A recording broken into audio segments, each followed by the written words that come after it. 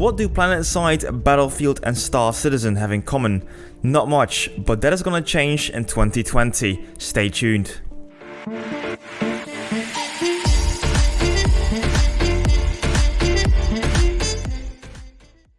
Ladies and gentlemen, welcome back to the channel. I'm your host Fable, and as usual, and today we're going to talk about some Star Citizen, and to be more specific, we're going to talk about the theaters of war. Yesterday, on the 23rd of November 2019, there was another edition of CitizenCon, and of course, like every year, they revealed the latest and greatest in and around the universe of Star Citizen during that day.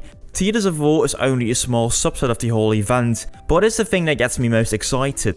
But if you want to stay up to date with more news about Star Citizen or more things about CitizenCon, then do not forget to press the big red subscribe button down below. Anyway, back to Theaters of War. Currently, Star Citizen exists out of 3 elements. We got the persistent universe, we got Star Marine, and we got Arena Commander.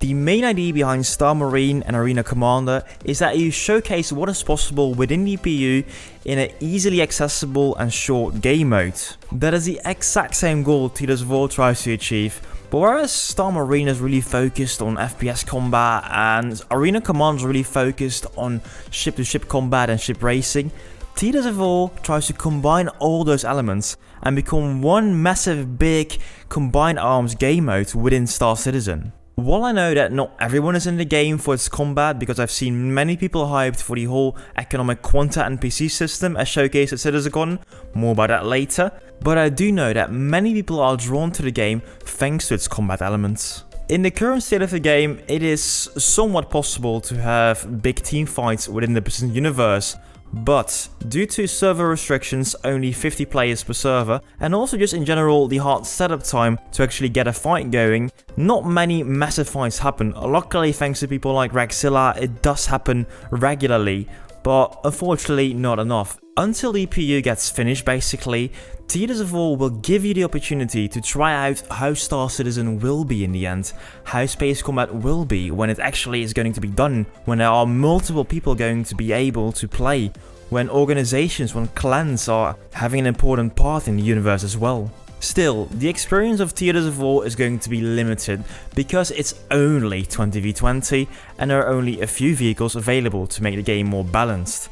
However, I am looking forward to these fights. Right now, I will give you some details how these fights will be in Theaters of War, and after that, more near the end of the video, I will talk about the implications for the PU as well. Anyhow, I start this video by talking about the common denominator of PlanetSide, Battlefield and also Star Citizen in the future. And the one big thing that comes together in all these 3 games is combined arms. There is boots to the ground combat, there is vehicle combat on the ground, and there is going to be air combat. And I think what makes this game a bit more special is that we also will go into space, and I haven't seen that before. Nevertheless, the game exists out of 3 distinct phases, and if you've ever played Battlefield 1, if you've ever played the Grand Operations, this might sound very familiar to you. In these 3 operations, or phases like they call them, there are 3 main objectives. In phase 1, it is disable the AA turrets, in phase 2 it is destroy the radar tower, and in phase 3 it is disable the mining laser.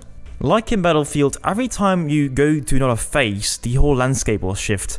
Currently there's only one available scenario, and you should know that all these scenarios that are going to be in the game are basically historic events that happened before. So what you are doing is more or less a reenactment, and therefore they also call it a theater of war. But back to the landscape, this first scenario that has been created starts in a more military looking phase, and that phase 1 seems to be really heavily focused on ground warfare. Then, in phase 2, it seems like you have to travel for a while to get to the objective, the radar tower. This can be done, for example, by means of an Ursa, a land vehicle, or by just getting a spaceship.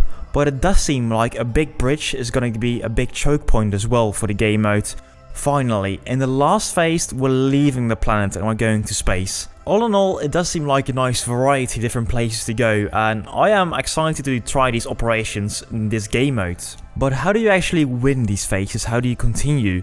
Well, it is quite easy. The first objective in phase 1 is disabling the AA turrets like I mentioned before, and this is achieved by hacking the laptop's Objective A and Objective B in the military compounds. The laptops also play an important role in phase 2, where you have to destroy the radar tower. If you're actually able to hack the laptop, the radar tower will lose around 20 to 25% by an explosion. But what you can also do is just applying a lot of damage from ships, and that can be done with missiles, with guns. But so in this game mode, you don't necessarily have to go inside a building, you don't have to use close combat. If you are superior in the air, you can also do and inflict a lot of damage. Beware though, there's only one laptop in this facility, so that can be again a big choke point. In phase 3, we have again multiple laptops, but a very similar system. Instead of destroying the radar tower, this time you're disabling the mining laser, and while we have multiple laptops, the cooldowns on the laptops for hacking are greater to encourage moving around for players a bit more. And also, this time the mining platform is in low orbit. As you might have expected, in this scenario there are two sides.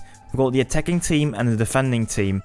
And in this scenario called Crossroads of Crime, the defending team is called the Supreme, and those are like a notorious outlaw gang, and they're facing off against an elite advocacy tactical squad. What makes the different teams really interesting is not that they have a different color or they have different armor, but what I see and what I think is really important is that the lore is really tied into them. The most obvious example is that both teams, for example, use different weapons because they are used to different manufacturers. From a gameplay perspective, I do really hope that this asymmetrical weapon system doesn't mean that it will be imbalanced. But I have seen in the past that, for example, with a game as PlanetSide 2, where you have multiple factions, the game balance will still be good, even with different weapons. I'm also curious if maybe in the future they can scale up Theaters of War to actually have bigger fights, and that we can do big historic battles between Vandal and maybe people from the UAE. Or maybe something completely different. For example, one organization finds a really valuable mine, but then of course there are multiple organizations interested in those valuable ores inside. So what if you say it's not only one team attacking? What if you say it is two teams attacking, or even three? There already is an asymmetrical system in place, so this is maybe something that could be really cool. But okay, let's go back to the actual gameplay. I already mentioned vehicles and I mentioned the Ursa, but what other vehicles are flyable or drivable? Well, from the fighting vehicles on the ground, we see the Cyclone, we have the troop transport like the Ursa Rover, and we've got an anti-air vehicle like the Ballista.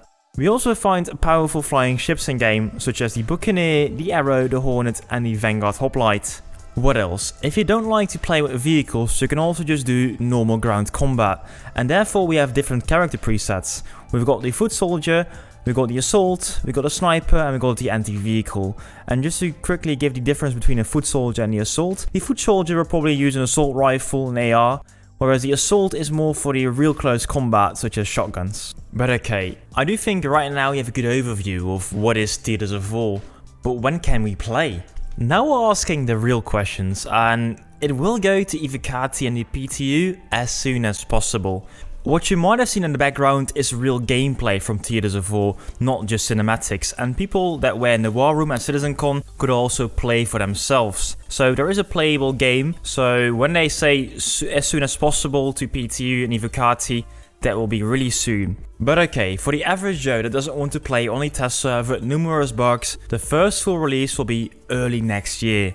Okay, early next year is still pretty vague, but my expectations are March, maybe April, but they are mentioning that they want to bring this to you, to the player, as soon as possible. While I'm really intrigued by the whole concept of Theaters of War and I'm looking forward to the implementation, it is not without concerns.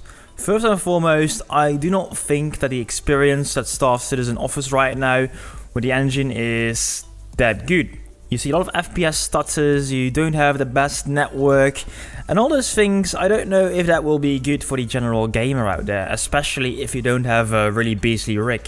But okay, in the end, overall, I do think that this game mode is going to introduce Star Citizen to a big, wider audience. This will bring players into Theaters of War, but it's also a really easy introduction into the Precision universe.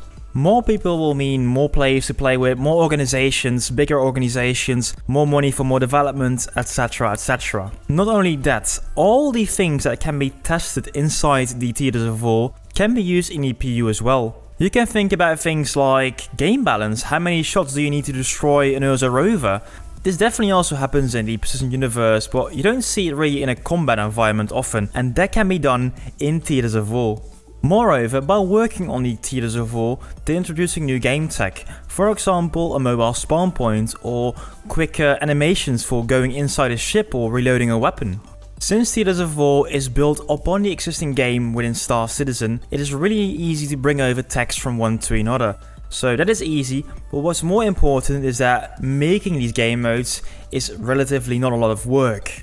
It is the same planet tech and probably there is some kind of game design necessary to design the map, but overall they reuse the same elements, the same vehicles, the same laptops even from Star Marine, so making this is not that time consuming. Apparently they made a playable mode in 8 months time, and the team that made it doesn't seem that big, so really kudos to the team working at CIG on this game mode. Anyway, ladies and gentlemen, that is all I have to say about this game mode, Theaters of War. But what do you think about it? Do you like the concept? Are you looking forward to play it? Or do you think it's a waste of developer time? Do let me know in the comments down below what you think. And otherwise guys, if you like this video, please leave a thumbs up. And of course, if you'd like to see more in the future, press that subscribe button. But other than that guys, I am Fable1 and I will see you soon with some more content.